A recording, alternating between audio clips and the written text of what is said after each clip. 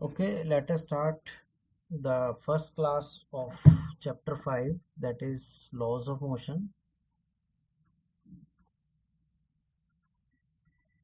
तो इस चैप्टर में हमें सबसे पहले न्यूटन के 3 लॉज पढ़ने हैं। तो लॉज ऑफ मोशन में सबसे पहले आपको पता होना चाहिए Newton's first law of motion, जो ऑफ कोर्स आपने लोअर क्लासेस में पढ़ा भी होगा। तो Newton's first law of motion, जिसको लॉ ऑफ इनर्शिया कहते हैं, वो क्या कहता है? It states that a body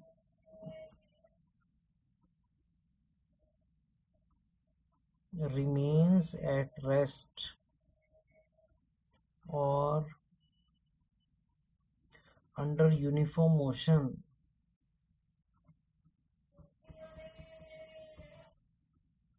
unless an external force acts to change that state। तो ये स्टेटमेंट है Newton's first law of motion की, कि जो एक बॉडी अगर रेस्ट में है तो वो हमेशा रेस्ट पे ही पड़ी रहेगी, और अंडर यूनिफॉर्म मोशन यानी कि एक कांस्टेंट वेलोसिटी से मूव कर रही है। लेट अस से ये बॉल 5 मीटर पर सेकंड से मूव कर रही है एक फ्रिक्शनलेस सरफेस पे, तो इसकी वेलोसिटी हमेशा वही रहेगी, 5 मीटर पर सेकंड ही रहेगी, यानी कि वो यूनिफॉर्म मोशन यूनिफॉर्म वेलोसिटी से ही चलती रहेगी, अनलेस कोई एक्सटर्नल फोर्स उस पर नहीं लगती उस स्टेट को चेंज करने के लिए। इसे लॉ ऑफ इनर्शिया भी कहते हैं, क्योंकि ये प्रॉपर्टी जो किसी भी बॉडी की स्टेट को मेंटेन रखती है, रेस्ट की या यूनिफॉर्म मोशन की, उसको उसकी इनर्शियल प्रॉपर्टी कहते हैं। तो what is inertia? The inherent property, inherent जो पहले से ही उसके अंदर मौजूद होती है, of a body to oppose any external agency or force to change its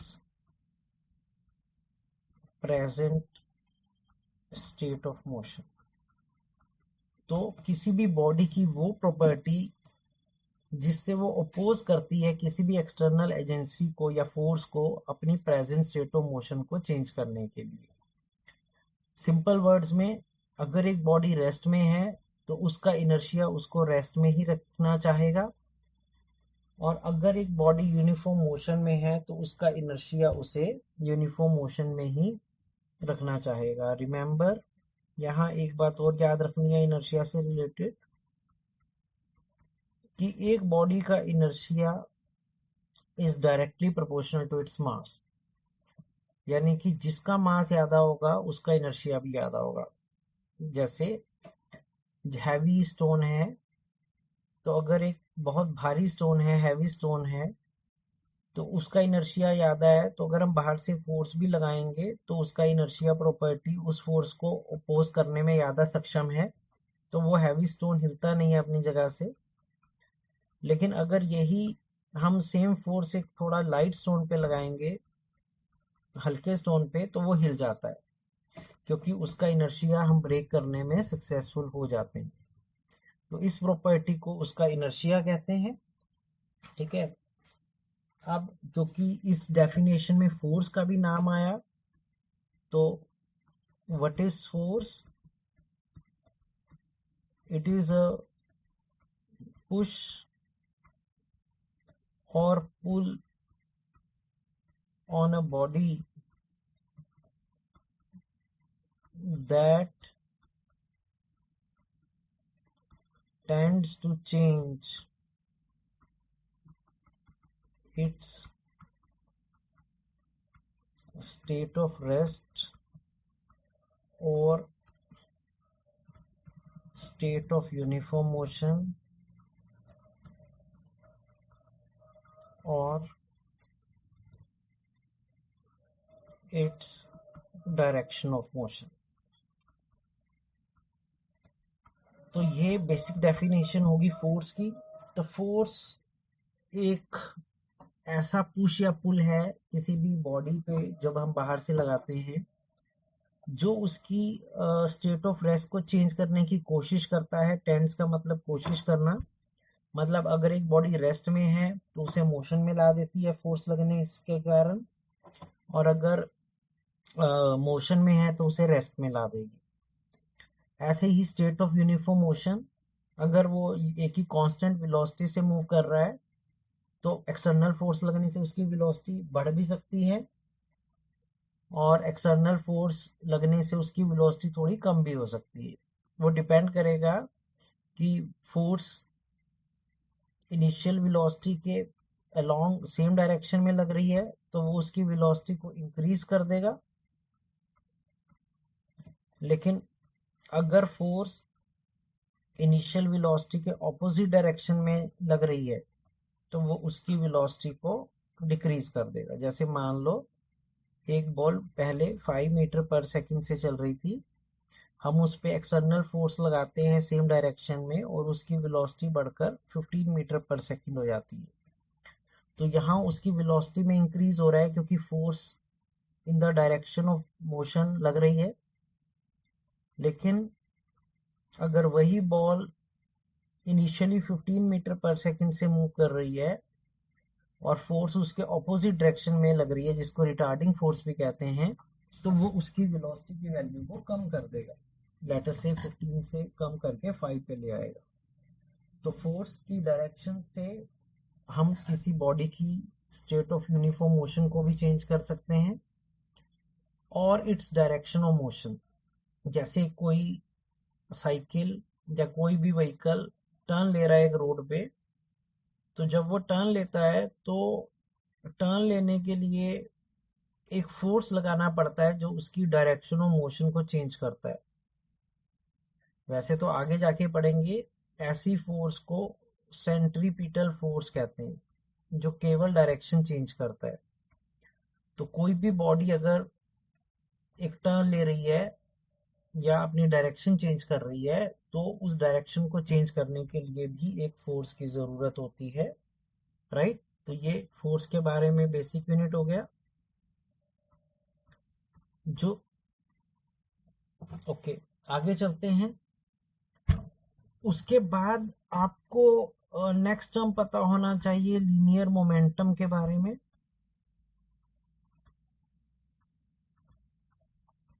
linear momentum को पी लेटर से रिप्रेजेंट करते हैं और ये एक वेक्टर क्वांटिटी है, तो हम एरो भी इसके ऊपर लगाते हैं।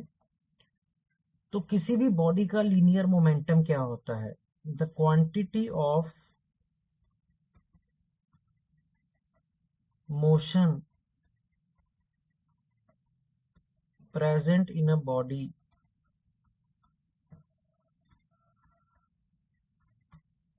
is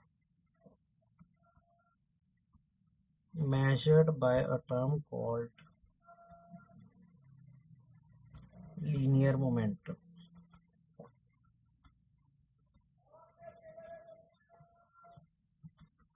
क्वांटिटी का मतलब होता है मात्रा, अमाउंट।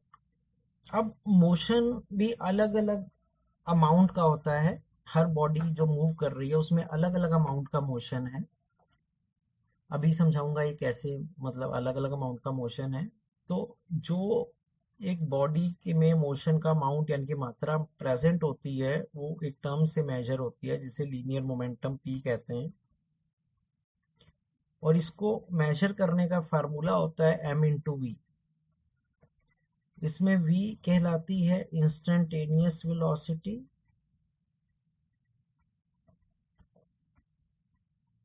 ऑफ द बॉडी, कि बॉडी उस समय किस वेलोसिटी से मूव कर रही है, और m of course the mass of the body. तो दोनों फैक्टर्स या फिजिकल क्वांटिटी मिलकर डिसाइड करते हैं एक बॉडी का लीनियर मोमेंटम, उसका मास एज वेल एज उसकी वेलोसिटी। अब इसको समझते हैं कि कैसे। मान लो हमारे पास ये क्रिकेट की बॉल है और एक ये टेनिस की बॉल है। अब ये दोनों बॉल्स लेटर से एक ही वेलोसिटी से मूव कर रही हैं, 5 मीटर पर सेकंड और 5 मीटर पर सेकंड से, राइट। तो लेटर से हम इनकी वेलोसिटी सेम रखते हैं, तो किसका लीनियर मोमेंटम ज्यादा होगा, एक क्रिकेट की बॉल का या टेनिस की बॉल का। अब क्योंकि लीनियर मोमेंटम मास और वेलोसिटी का प्रोडक्ट है, तो और अगर हम वेलोसिटी को कांस्टेंट रखते हैं तो लीनियर मोमेंटम डायरेक्टली प्रोपोर्शनल आ गया मास ऑफ बॉडी के। यानी कि एक क्रिकेट बॉल का जो लीनियर मोमेंटम होगा वो ग्रेटर देन हो जाएगा जो लीनियर मोमेंटम एक टेनिस बॉल का होगा, क्योंकि आप सबको पता है क्रिकेट की बॉल काफी भारी होती है, उसका मास ज्यादा होता है as compare to tennis ball, right. तो ये इसका क्वांटिटी ऑफ मोशन है। तो क्रिकेट की बॉल में ज्यादा क्वांटिटी ऑफ मोशन प्रेजेंट है, राइट। सिमिलरली एक और एग्जांपल ले लेते हैं कि लेटर से अब दोनों बार टेनिस की ही बॉल्स हैं, तो ये भी टेनिस बॉल है और ये भी सेम टेनिस बॉल है इक्वल मास की, लेकिन दोनों अलग अलग वेलोसिटी से मूव कर रही हैं। लेटर से ये टेनिस बॉल 3 मीटर पर सेकंड से मूव कर रही है और सेकंड टेनिस बॉल 7 मीटर पर सेकंड से मूव कर रही है। तो अगेन उसका किसी भी बॉडी का लीनियर मोमेंटम वेलोसिटी के भी डायरेक्टली प्रोपोर्शनल होता है if m is kept constant. अब मैंने क्योंकि दोनों बार टेनिस की बॉल ली, मतलब मास कांस्टेंट है, तो जिसकी वेलोसिटी ज्यादा होगी उसकी लीनियर मोमेंटम भी ज्यादा हो जाएगा। तो इसका मतलब बी बॉल का जो लीनियर मोमेंटम है वो ए बॉल के लीनियर मोमेंटम से ज्यादा हो जाएगा। तो इस तरह से एक बॉडी का लीनियर मोमेंटम मेजर होता है। जो SI unit of linear momentum है वो हम इसके फार्मूले से ही देख सकते हैं। अब क्योंकि ये मास और वेलोसिटी का प्रोडक्ट है और आप सबको पता है मास का यूनिट होता है किलोग्राम और वेलोसिटी का यूनिट होता है मीटर पर सेकंड। तो ऐसा यूनिट ऑफ लीनियर मोमेंटम है किलोग्राम पर मीटर पर second and it is a vector quantity. और ये एक वेक्टर क्वांटिटी हम इसको कंसिडर करते हैं। इसकी डायरेक्शन है, जिस डायरेक्शन में इंस्टेंटेनियस वेलोसिटी होती है उसी डायरेक्शन में उसका लीनियर मोमेंटम भी होता है उस स्टेज पे। तो ये आपको लीनियर मोमेंटम भी पता होना चाहिए। अब इस नॉलेज से हम Newton second law of motion study करते हैं। न्यूटन ने मोशन पे सेकंड लॉ भी दिया था और उसकी स्टेटमेंट थी, it states that the external force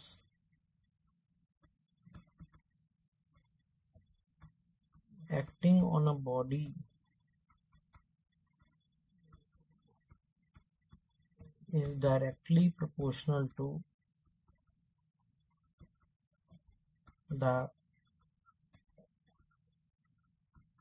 rate of change in linear momentum of the body. That is, F external is directly proportional to rate of change in linear momentum, or F external is is directly proportional to change in linear momentum by the time taken. तो ये इस तरह से Newton के second law ने force को major करने का फार्मूला दिया था कि एक बॉडी पे जो एक्सटर्नल फोर्स लगती है वो बराबर होती है k time mv minus mu by T, क्योंकि किसी भी बॉडी का जो चेंज इन लीनियर मोमेंटम होता है वो final momentum minus initial momentum निकलता है mv minus mu by T. और जब हम प्रोपोर्शनैलिटी के साइन को इक्वल टू से रिप्लेस करते हैं तो एक k आता है constant of proportionality. In all systems, कोई भी हम सिस्टम में स्टडी कर रहे हैं k की वैल्यू 1 होती है, तो इसका मतलब अब ये फार्मूला बन गया कि एक बॉडी पे जो एक्सटर्नल फोर्स लगती है वो mv minus mu by T के बराबर होती है, the rate of change of linear momentum of that body. तो आपको ये रिलेशन याद करना है। अब अगर हम इस रिलेशन को किसी और फॉर्म में भी याद करना चाहें, जैसे हम m कॉमन ले लेते हैं, तो इसी रिलेशन को m of v minus u by T भी लिख सकते हैं। और हमने पिछले चैप्टर में पढ़ा है कि जो change in velocity by time taken होता है उसे उसकी एक्सेलरेशन भी कहते हैं। तो ये एक और फार्मूला आ गया कि external force is equal to mass into acceleration. तो ये दोनों फार्मूले आपको याद रखने हैं from the Newton second law of motion. कई बार फोर्स वेरिएबल होती है, तो उस केस में हम उसकी इंस्टेंटेनियस फोर्स को कैलकुलस मेथड से dp बाय dt भी लिख सकते हैं, क्योंकि dp रिप्रेजेंट कर रहा है small change in linear momentum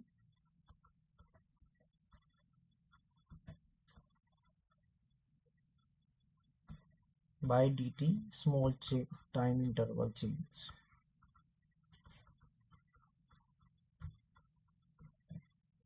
तो ये तीनों फार्मूले आपको याद रखने हैं न्यूटन के सेकंड लॉ ऑफ मोशन से, राइट।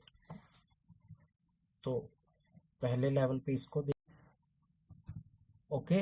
तो इस नॉलेज के बाद आपको SI यूनिट पता होना चाहिए।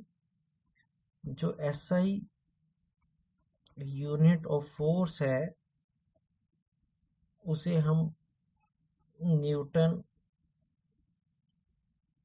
से लिखते हैं, या तो आप पूरा वर्ड लिखो न्यूटन या कैपिटल N, और किलोग्राम मीटर पर सेकंड स्क्वायर।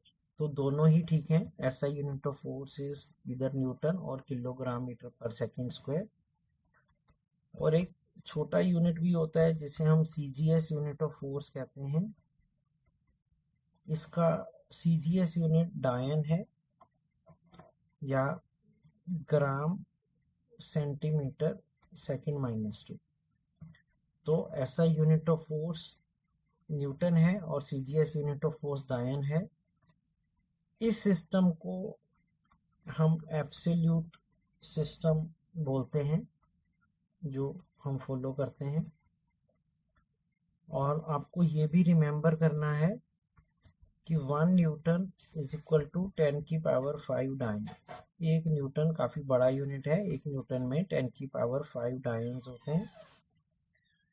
लेकिन एक और सिस्टम होता है जहां जिसे हम ग्रेविटेशनल सिस्टम बोलते हैं। तो ग्रेविटेशनल सिस्टम में unit of force is kgf और kg वेट, किलोग्राम फोर्स और किलोग्राम वेट।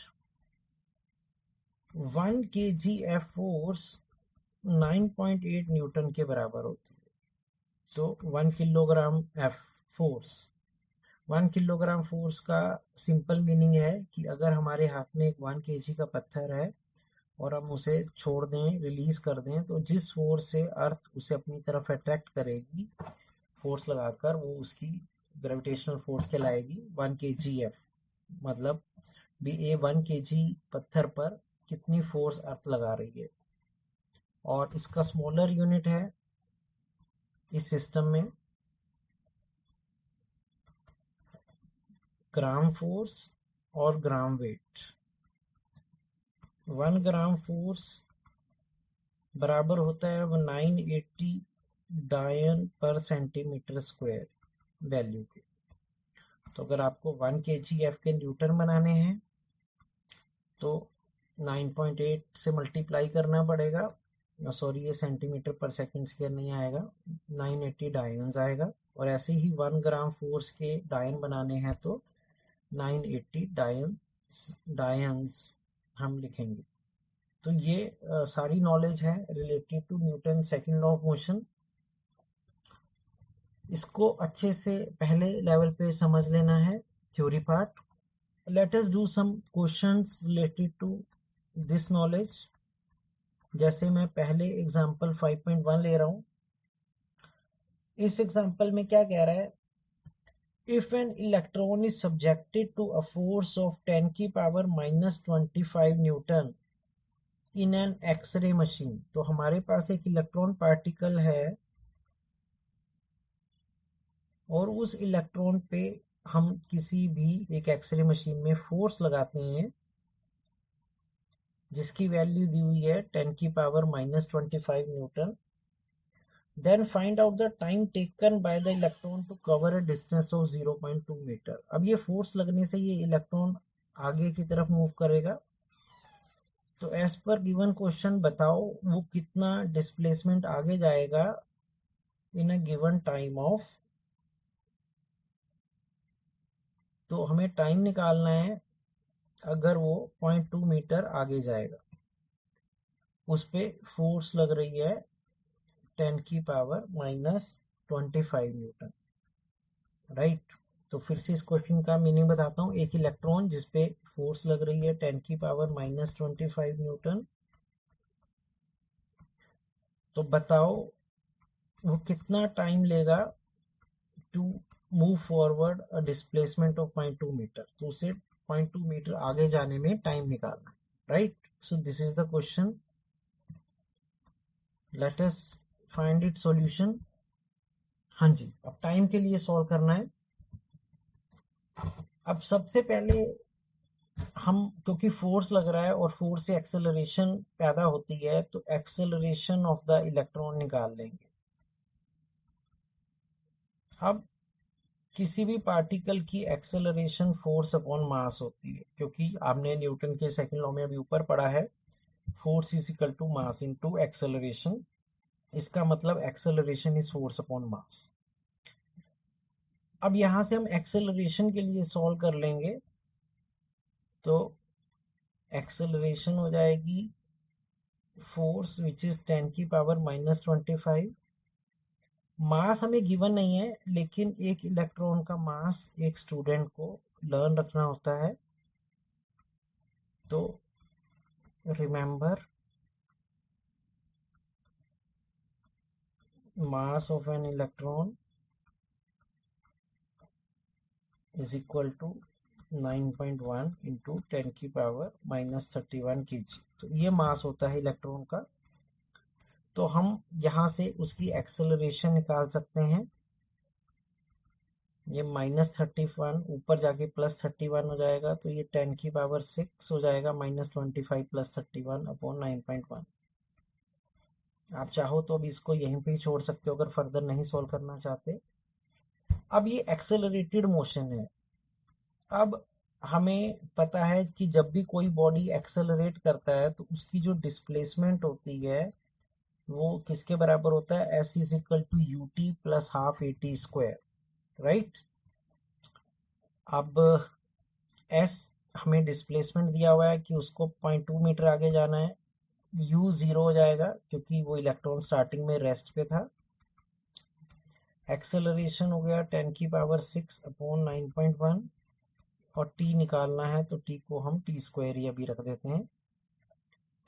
इसे हम t के लिए सॉल्व करते हैं तो ये आ जाएगा 0.2 इंटू ये क्रॉस मल्टीपल हो जाएगा 2 इंटू 9.1 डिवाइडेड बाय 10 की power 6 is equal to t square. तो ये टी स्क्वायर आ गया, तो टी निकालने के लिए हमें इसको अंडर रूट लेना पड़ेगा। तो ये हो जाएगा 0.2 इंटू 2.4 इंटू 9.1 अपॉन 10 की पावर 6 का अंडर रूट। अब इसे सॉल्व कर लेते हैं। जैसे 0.4 को हम 4/10 लिख सकते हैं, 9.1 को अप्रोक्सीमेटली 9 लिख लेते हैं, 9/10, और नीचे 10 की पावर 6 है ही है, तो कई बार हम अप्रोक्स आंसर भी निकाल लेते हैं। अब आपको पता है 4 का अंडर रूट 2 होता है, 9 का अंडर रूट 3 होता है, नीचे 10 की पावर 8 हो जाएगी, क्योंकि ये 1 पावर ये है, 1 पावर ये है, 6 पावर ये है। वो ऊपर जाके 10 की पावर -8 हो जाएगी, और फिर उसका अंडर रूट लेंगे तो पावर हाफ हो जाएगी, यानी कि -4। तो ये हमने आंसर निकाल लिया कि उसको इतना डिस्टेंस आगे मूव होने में कितना टाइम लगेगा, 6 इंटू 10 की पावर -4 सेकेंड। इस क्वेश्चन को अच्छे से देख लेना टाइम लगाकर। Let us move on to next example, that is 5.2। इसमें कह रहा है a bullet of mass 0.06 kg moving with the speed of 90 metre पर सेकेंड। तो एक बुलेट है जिसका मास हमें गिवन है 0.06 kg, और वो एक इनिशियल वेलोसिटी से मूव कर रहा था फॉरवर्ड डायरेक्शन में 90 मीटर पर सेकेंड से। ये लिखा हुआ है पहली लाइन में। enters a heavy wooden block and is stopped after a distance of 60 centimeter। ये एक बहुत भारी वुडन के ब्लॉक से जाकर उससे टकराता है, या उसके अंदर हम उसे टारगेट कर रहे हैं, और ये उसके अंदर 60 सेंटीमीटर एक पेनिट्रेट करके रुक जाता है। तो मान लो ये ब्लॉक बुलेट उस ब्लॉक के अंदर 60 सेंटीमीटर अंदर पेनिट्रेट करके रुक गया मतलब उसका V 0 हो गया। What is the average resistive force exerted by the block on the bullet? तो बताओ उस बिग ब्लॉक ने उस बुलेट को रोकने के लिए कितनी एवरेज रेजिस्टिव फोर्स लगाई। हाँ जी, तो आई होप आपको ये क्वेश्चन समझ में आ गया है। अब इसके सॉल्यूशन पार्ट पे चलते हैं। तो ये बुलेट जाकर इस ब्लॉक के अंदर पेनिट्रेट करके रुक रहा है, तो हमें फोर्स निकालना है। अब हमें पहले तो हम देख लेते हैं हमें क्या क्या वैल्यू गिवन है। जैसे इनिशियल वेलोसिटी ऑफ बुलेट हमें गिवन है 90, फाइनल वेलोसिटी गिवन तो नहीं है, लेकिन हम कॉमन सेंस से 0 लेंगे क्योंकि वो बुलेट एंड में आके रुक गया। उसकी डिस्प्लेसमेंट भी दी हुई है कि वो 60 सेंटीमीटर डिस्प्लेस हुआ जब ब्लॉक से टकराया। हम इसके मीटर बना लेते हैं 0.6 मीटर। तो हमें रेजिस्टिव फोर्स निकालना है। अब आपको पता है force is equal to mass into acceleration. तो हमें मास गिवन है, एक्सेलरेशन अगर हम निकाल लें तो ये न्यूमेरिकल हो जाएगा। तो पहले हम एक्सेलरेशन के लिए इसे सॉल्व करते हैं। अब आपको फार्मूला पता है v square minus you square is 2as। तो इस फार्मूले में हम जो वैल्यूज हैं वो पुट कर देते हैं। अब एक्सेलरेशन को छोड़कर बाकी सारी वैल्यू गिवन है, तो बड़े आराम से हम एक्सेलरेशन के लिए सॉल्व कर सकते हैं।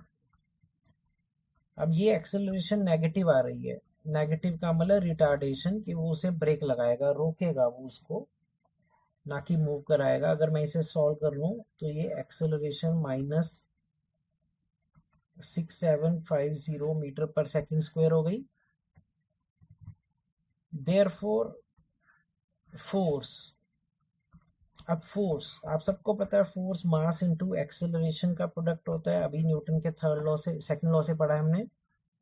अब मास गिवन है 0.06 और एक्सेलरेशन निकला है -6750। तो उस पर जो फोर्स लगेगी वो लगेगी -405। अगर मैं इन्हें मल्टीप्लाई कर लूँ तो ये -405 न्यूटन अब माइनस में आंसर मतलब ये एक तरह की ब्रेकिंग फोर्स है, जिसको रिटार्डिंग फोर्स भी कहते हैं, जो किसी भी बॉडी को रोकता है। तो रिटार्डिंग फोर्स 405 न्यूटन आंसर आ जाएगा। जब रिटार्डिंग वर्ड आ गया तो फिर माइनस साइन लगाने की जरूरत नहीं है, क्योंकि रिटार्डिंग का मतलब ही ब्रेकिंग फोर्स होता है।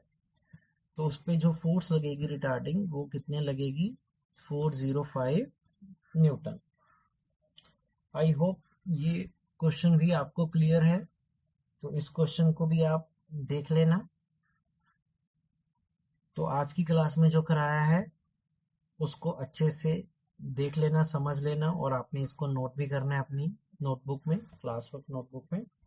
इसको अच्छे से समझ लेना, सारी नॉलेज को लर्न कर लेना। Then we will do in the next class.